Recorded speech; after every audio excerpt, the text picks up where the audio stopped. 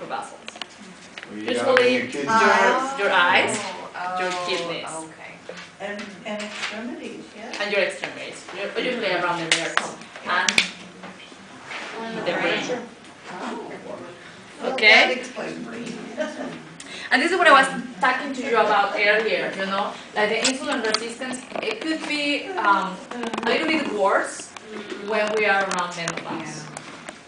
Yeah, I know. I know. Women, we suffer so much, honestly. We do, right? All right. So, basically what happens with the insulin resistance is that the insulin resistance often develops a reactive mechanism that becomes a vicious cycle when too much insulin is released. Yes. Okay? So basically you eat a lot of carbohydrates and you know your body is gonna not metabolize them. Alright? And the fatty acids in the body communicate with the cells, resulting in a decreased amount of receptors being put out by the cells. So I'll explain you in an easy way because that's a lot of words. Basically, what happens is that if you have a lot of carbohydrates and your insulin is not working, then your body's gonna be like, hey, I'm starving. And you're eating more and more and more and more. And you're like, well, I'm starving. And your body and your cells are saying, I'm starving. So then your cells automatically sends messages to your liver over here. And the liver starts to produce glucose, you know, sugar. And usually it could be from fat. So basically what happens is that the openings, you know, that usually will be occupied or open for the food that is coming, you know, because the insulin is helping, you know, to open that, it's simply not working. And so my receptors are blocked, you know, and I'm starting to, here's my glucose, this is my receptor, what's happening with my receptor? It's closed, exactly. And in a normal cell, my receptors needed to be open, right? Yeah. So when I'm having resistance to insulin, simply is that the cells are not paying attention to the insulin. It's like having a key that is simply not working. So that basically, in simple words, that's what means having insulin resistance. All right. So now this is related to type 2 diabetes, type 3 diabetes. What is type 3 diabetes? Have you ever heard of type 3 diabetes? Well, this is a little bit, yeah, no? Right. Type 3 diabetes, I want you to search more about it. Some physicians are okay with the term, others not so much, but I think that makes a lot of sense, calling it type 3 diabetes. Basically, type 3 diabetes is is Alzheimer. Because what happens with the sugar that is metabolized in the brain? First of all, the brain, the only thing that the brain eats is sugar. Do you know that? Yep. The only way that the brain is gonna, function is gonna be through glucose, sugar. So if you are having issues with to metabolize the sugar in your brain, that's actually related to Alzheimer. It's a lot of, debate between researchers that say, no, it's not true, but a lot of new evidence, new research is coming up saying, well, Alzheimer actually probably is linked to diabetes because it's not a proper metabolism of the sugar in the brain, which for me makes a lot of sense. All right? So, search more about that. Is it just that or any type of dementia? Alzheimer. Alzheimer's. Okay. Yeah. So search more. Don't believe me. Don't believe everything that you listen from people, even if they are professionals. Always do your own search. But it's quite interesting. So I invite you to read more. All right. So what else? Of course, with the insulin resistance, if we're not having enough energy, as I mentioned before, you're gonna be no feeling energetic. You probably are not gonna have the mindset to make healthy decisions. So how are we gonna make a diagnosis for someone who has diabetes? How do you, well, maybe not you, but your provider, your A1C. your A1C. Okay, what else? Your glucose, Glucose testing. the fasting, Yes. glucose, yeah, the fasting plasma glucose, yeah, exactly. So basically, anyone with a body mass index higher than 25, regardless of age, who has additional risk factors such as high blood pressure, doesn't exercise, history of polycystic ovary syndrome, or deliver a baby with a weight higher than 9 pounds, or history of gestational diabetes, has to be screened for diabetes. Okay, and anyone older than 45 must be screened for diabetes. All right. Not quite So sure. this is from the National Diabetes Education Initiative, and this is the criteria for type 2 diabetes diagnosis. We're basically going to need a fasting plasma glucose higher than 126 milligrams by deciliter. Basically, the patient has to be fasting for more than 8 hours. Otherwise, we can use a 2 hours plasma glucose higher than 200 milligrams per deciliter, and usually is what you're gonna be using, like the drink, like the disgusting drink. Okay. Also, nowadays the one that we use the most is gonna be the A1C. The A1C is gonna be higher than 6.5. Okay. So the normal, yeah, 6.5. Yeah, we'll do it. Yeah. And otherwise, a random. Excuse me. That seems high to me. The 6.5 Yes. to diagnose diabetes? Yeah, 6.5. Yeah. I have seen, and Gladys will not let me lie to you, I have seen patients that come to the clinic and we are diagnosing them with diabetes with an A1C higher than 14. Oh my word. I've seen it. Yeah, yeah, higher than 14. How could they walk in? Good question. Usually I'm very sorry, sick, but very I just sick. can't imagine. Yeah, 6.5 actually, 6.5, when I see a patient with 6.5 coming to the clinic for me to talk to them, I'm like, woohoo, hallelujah, it's awesome, 6.5, wonderful, you're doing great. Because realistically, we see patients that are coming with an A1C higher than 14. Okay, and usually when you're doing a glucose, when you're checking them, right there, they usually run between 350 and 400. So yeah, so 6.5 is when you're gonna diagnose a patient with diabetes, but honestly, that's not that bad. My recommendation, you as individuals and also as professionals, first of all, go to your doctor, have your annual checkup, ask for an A1C. Anyone higher than 45 must have an A1C, okay? And because maybe you are pre-diabetic. And believe it or not, I consider myself someone that, you know, is educated, knows about diabetes and how to eat healthy and exercise, and I don't think I'm overweight. And anyway, I was diagnosed with gestational diabetes. And I gained just 16 pounds in my last pregnancy, just 16 pounds. And anyhow, I ended up being diagnosed with diabetes, with gestational diabetes. Therefore, I'm at risk. So, anyone, absolutely anyone can be at risk. Okay? So just be smart and do something for yourself. Okay? All right.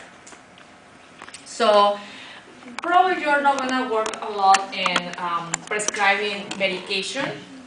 So I'm just going to review real quick. Usually the first medication that we use, even going with medication, once you diagnose someone with diabetes, you don't even start with medication. The first thing to do is diet. What else?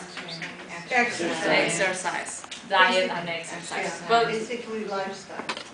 But what exercise? What kind of exercise? What kind of exercise do you think that we're going to recommend to the patient? The whole body. Move your whole body. And at least, I would say 20 or 30 minutes a day. Yeah, but what kind of exercise? Are you gonna send the patient to like swimming? Are you gonna send the patient to lift weights? Are you gonna send the patient Swimming to is walking? Yeah, Walking. walking. So you are with your patient right there. You're taking your vitals, right? And the patient is telling you, "Hey, I'm being diagnosed with diabetes." Well, one of the things that you can do, an easy intervention is, "Hey, try to walk." They're gonna tell you, "The weather it's awful. It's pouring outside." Yeah, we live in the Northwest. Yeah. And that's a reality. Okay, there is the mall. The mall is right there. Do some window shopping and walk. No, I can't. I cannot do that. Okay, I have back problems. What can you do? The patient has back problems. Swimming, exercise bike. Swimming. Okay, I don't have Yes. money for paying for swimming lessons. What can we do? No, well, water aerobics or biking, Yoga, stationary biking. A stationary bike could be, or sometimes just doing some stretching exercises. Anything is better than nothing. Yes. Sometimes going to like a place like it's a gym and you have a person there with you and stuff like Mhm. that, you can have them go with you and that helps them too. So just Exactly. having support. Absolutely. Just having Treadmill, a if you have- treadmill. Mhm. Yeah, if you have access to that. Yeah, or Either in the honestly, gym just or- walking. Now, do you need to walk like 30 minutes like at once? No. Intervals. Break it down. You can break it down, 15 minutes in the morning and 15 in the afternoon. Okay, now it's gonna be like walk like this, like, no, it has to be fast. Because what you want is, the heartbeat go up, exactly, to raise your heartbeat. So, and if that is not working, then perhaps if you have other conditions, you start with metformin. What are the side effects of metformin? GI symptoms. Exactly. Which one? Diarrhea. Exactly. There you go. Diarrhea. So the patient is gonna come back and say, "This is awful. I hate it." Yeah, diarrhea. Diarrhea is the problem. But it's an easy fix. One of the things that you can do, is taking it before going to bed. Or making some changes, or making some changes in the time. Well, it's something that probably the provider is going to adjust, but you as medical assistant, you can inform that to the doctor. Like, hey, the patient is having, or we can start with even a smaller dosage. Just 500 Yes. instead of 1,000. Okay, very good. And then we have all the fancy ones, right? Glipizide and all, but we're not gonna go into this. Basically, what I want you to take from this class is that exercise and diet is gonna be so important. Okay? So, and gaining a normal weight. Okay? Now, it's not that everyone is gonna be like, "Oh yeah, you need to lose weight and this." No. That's not realistic. The thing that I'm gonna suggest, that I mention to my patients all the time, lose 10 pounds. And you don't need to lose them by tomorrow. Lose them in 3 to 4 months to 6 months. Okay? Put yourself in the mindset to actually have teeny tiny goals. Because otherwise, you're gonna be so discouraged and you're gonna be like, "No, I'm not gonna do this." Just teeny tiny steps. Okay? Have a balanced meal, exercise a little. Okay? So aerobic exercise can help. Straining your muscles could help a little, but anything is better than nothing. Okay? And you can start at any age. And for sure, let's focus also in the whole foods, right? Trying to eat healthy. Try to eat from Mother Nature instead of just going to buy processed meals. Okay? So eat those foods that don't have a nutrition label. Like what? Bananas. Vegetables. No, Vegetables. bananas are high in sugar. Bananas are high in sugar, you're right. Right. And a lot of us say, our patients, "No, don't eat fruit." How many of you have actually heard this from providers? Don't eat this sugar. Actually, this morning I was listening to a webinar from the American Diabetes Association. Ask the Experts was called, and the people that were giving the webinar were saying, fruit is so important. It's part of our diet. It's not that we should not have any fruit in our diet, but it has to be the portion. So yes, bananas are very, very sugary, but the patient can have half a banana, and that's okay. And you and I are different. So monitoring your sugar is going to be so important to identify what spikes your sugar and what it doesn't. Because for me, probably pineapple is going to spike my sugar, but for you, maybe apples are going to spike your sugar. You know, as a general rule, that's why it's so important for you to identify what is going to be good for you in terms of meals by monitoring your sugar. All right? And I'm just looking at the time, I'm like, oh. We're good. All right. Oh, yeah. So right here, can you do it like this? Kinda? Kind of. All right. So an easy way to explain to your patients, because remember, you are there. You are the first one, or maybe the second after the receptionist, that's gonna be encountering the patient and is gonna be able to give an advice. So very simple. You don't need to design like all these fancy meal menu, but basically having a simple rule that's gonna be vegetables, Protein. protein, Starch. and starches. But it's gonna be complex carbohydrates. Complex carbohydrates, that means it's gonna be rich in fiber. Okay? So here we have some Brussels sprouts, some rice, Brown rice. it's brown rice, and meat. So the meat that you wanna have, the protein, it has to be, show me your palm. No. It has to be your palm, not your whole Oh, hand. palm, yeah. Yeah, Okay. right here. Not the, Not the whole hand. Yeah, So not just, the same. just the palm. The size of a deck of cards. Exactly, there you go. Right, and you can have a little bit of fruit, and maybe you can have some milk or coffee, or salad, tuna, some whole grain toast, or some carrots, some cottage cheese. Oh, I thought that looked French fries. Oh, right? No, It's sour cream. yeah, sour cream. No, cottage cheese and some toast, or some broccoli with some carrots, some chicken, and I'm not sure what. That looks like Looks like rice too. rice. Some kind of So, rice. but the idea is that maybe you get it, right? Yeah, So, vegetables the bigger Protein, vegetables. and a little bit of starches, Yeah. right? A lot of patients say, no, I cannot have potatoes. Well, if you are stable, yes, you can. And actually, it's going to be just a teeny tiny, right? But if you are stable, if your A1C is 14, maybe stay away from the potatoes for a little bit until it goes down. Okay? Make sense? All right. Okay, so I have 2 minutes. We can do this. All right. So the long term for the patient, A1C less than 7%. That will be around 120, 130. Blood pressure less than 130 over 80. Having your cholesterol, you know, your HDL, high density lipids, more than 40 for men and 50 for women. And the triglycerides less than 150, and the LDL less than 100. Okay? And your blood sugar levels before eating, 80 to 120, 1 hour after, less than 180, and 2 hours after, less than 160. I think You Unless still you're think diabetic. it's high?